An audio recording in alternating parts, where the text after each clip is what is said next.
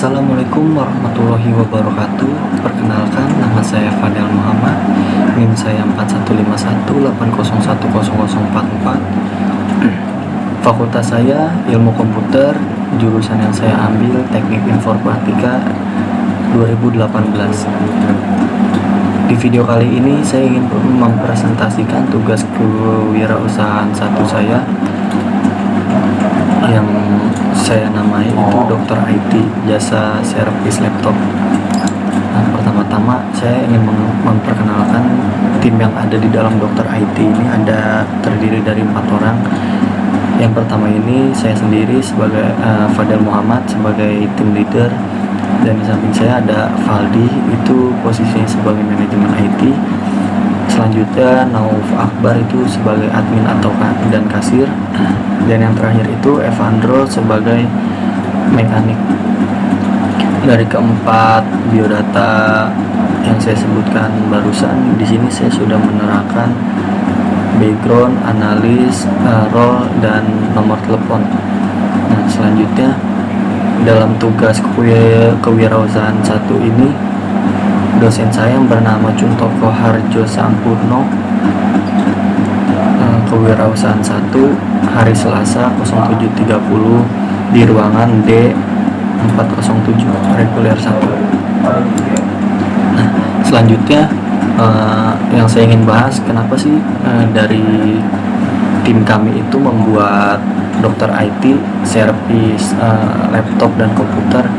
Karena dari sini banyaknya pembisnis yang menggunakan laptop atau komputer untuk kerja atau bisnisnya itu banyak yang hanya sekedar menggunakan, dan di situ ketika terjadi kerusakan atau hal yang tidak dia mengerti sekitar komputer atau laptop, dari dia itu bisa berkonsultasi ataupun dari pihak kami bisa menservis software maupun hardware yang dikeluhkan oleh para pembisnis ini.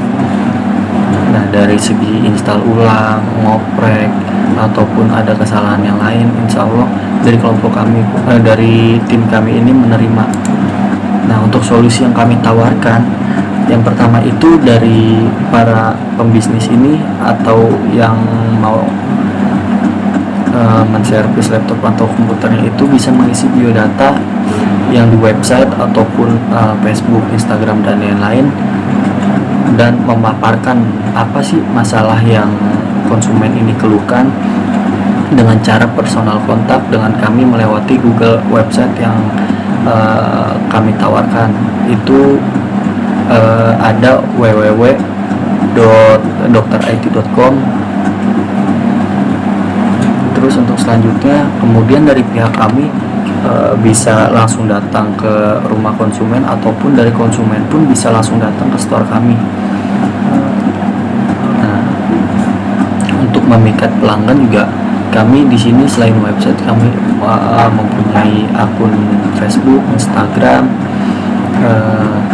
dan juga kami menyebarkan brosur-brosur melewati event-event yang ada sekitar teknologi.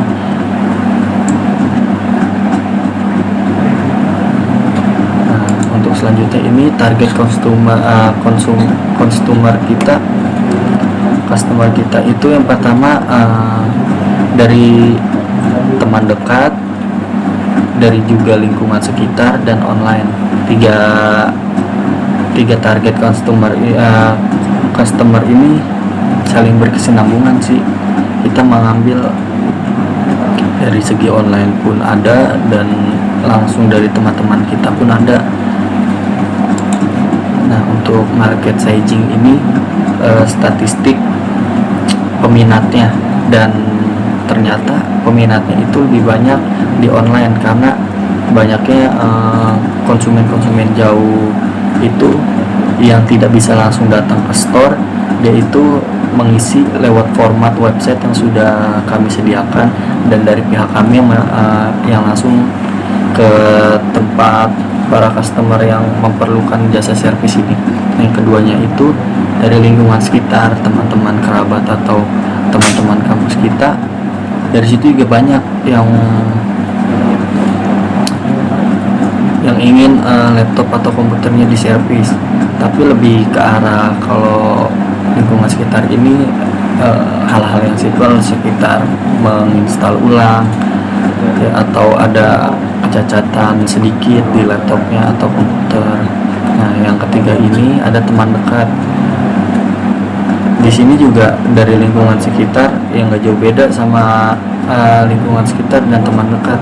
Kalau teman dekat ini dari soal harga mungkin kita bisa mengurangi walaupun dia teman dekat, tapi di sini statistik lebih ke arah yang online lebih banyaknya.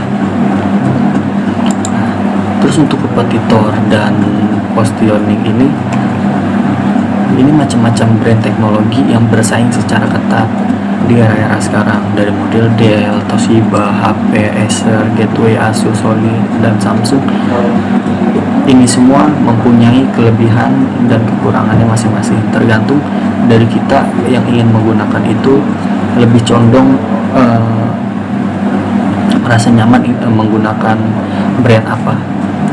Yang kalau menurut saya sih dari brand tersebut ini semuanya itu baik, cuman tergantung dari emang budgeting kita, karena ada beberapa brand yang emang sudah namanya naik dan itu dari segi keuangan dia mulai mematokkan harga yang lebih mahal ketimbang brand lain. Dan untuk Windows sama iOS Linux ini sebenarnya ada yang kurang sih. Satu, Linux itu mempunyai keunggulan dan kekurangannya masing-masing juga seperti brand-brand tersebut, tapi ini itu di dalam software dari masing-masing brand.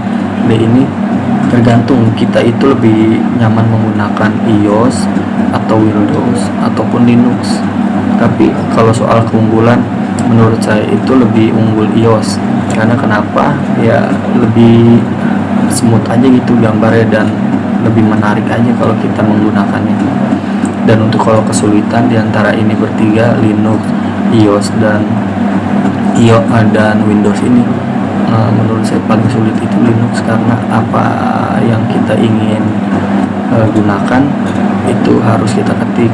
Beda sama Windows. Kalau Windows ini dia itu lebih target operasinya itu atau target customernya itu untuk orang-orang awam. Jadi kita ya mungkin dari kecil lebih sering diajarkan melalui Windows, ini yang lebih gampang.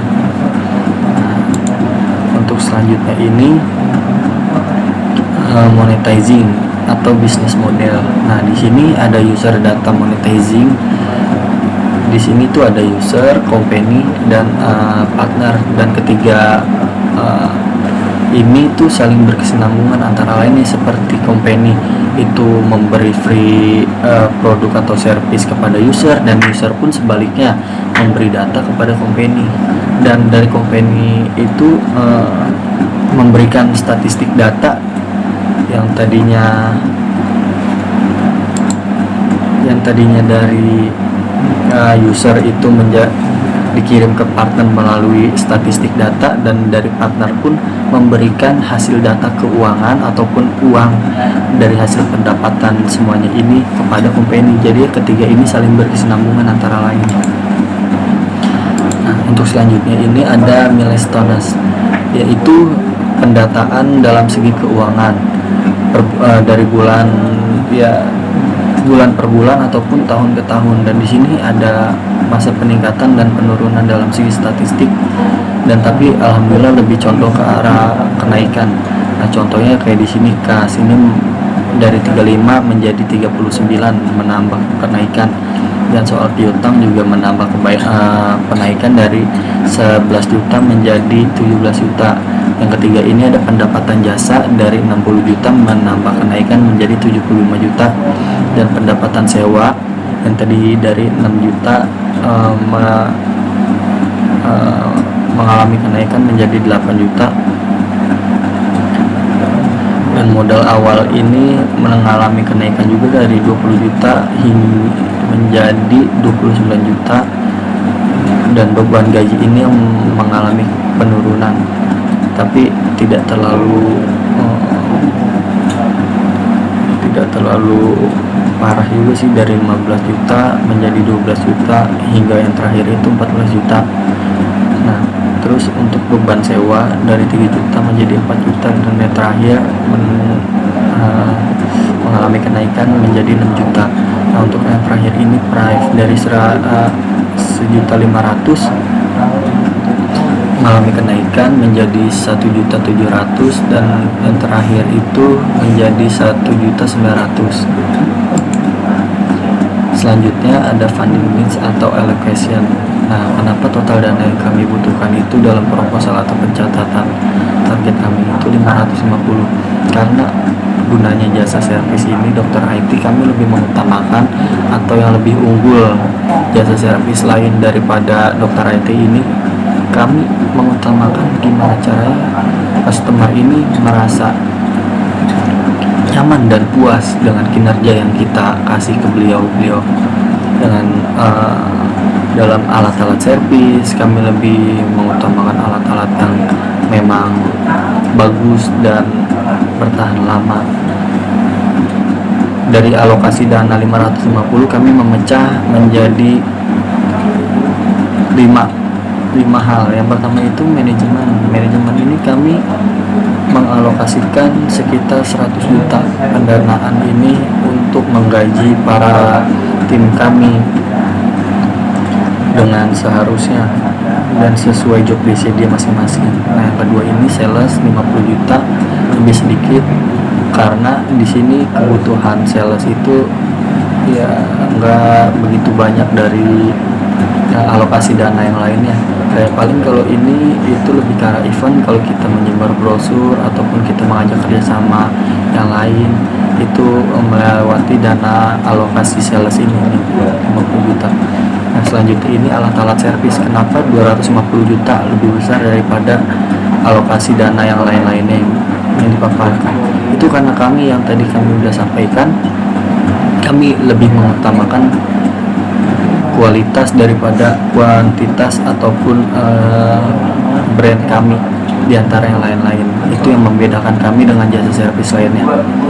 Kami menggunakan alat-alat servis yang bagus dan original sehingga customer itu bakal terus-terusan jika ada yang ingin dibutuhkan pasti datang ke jasa servis kami.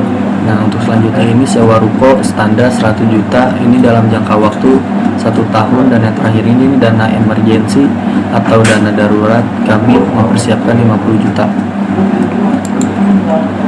Untuk selanjutnya ini ada marketing and customer execution. Nah, di sini itu lebih ke arah strategi. Yang inti poinnya itu target perusahaan dari mulai kekuatan dan kelemahan yang dipaparkan dalam poin-poin yang ada di dalam ini, dari ukuran perusahaan, posisi dan industri, status perusahaan, sejarah masa lalu, pemasaran, kinerja keuangan, kinerja manajemen, SDM dan organisasi. Nah, terus pemegang saham pun itu menjadi target perusahaan dari semua use case yang sudah kami buat dalam jasa kami ini. Nah, untuk terakhir kontak detail, jika kalian tertarik dengan jasa servis laptop ini, kalian bisa datang langsung jika kalian sempat. Itu alamat kami di Jalan Madrasah RT 03 RW 05 Selengsing, Jakarta Barat. Itu tempatnya di pinggir jalan raya kok, kalian gampang mungkin nyari, atau mungkin di map juga udah ada kalau kalian nyari dokter IT jasa servis laptop di jalan ini, udah kami terterain di Google Maps. Nah, untuk selanjutnya kalau kalian ingin menghubungi nomor telepon kantor itu di sini juga kami sudah mencantumkan, yaitu 0214172863312. Dan selanjutnya itu kami juga mempunyai email address. Kalian bisa mengirim keluhan Anda jika ada kesalahan atau kekurangan yang Anda isi di website itu, atau ketidakpuasan Anda atau kritik Anda atau saran sekitar tentang dokter IT ini bisa Anda masukkan ke dokterit@gmail.com. Di situ nanti dari pihak kami akan merespon. Nah, untuk yang terakhir itu kami mempunyai website yang di situ jika konsumen kita ingin menservis laptop atau komputer bisa mengisi data, biodata, keluhan, semuanya bisa di situ di www.dokterit.com. Nah, mungkin sekian yang dapat saya sampaikan, kurang lebihnya mohon maaf.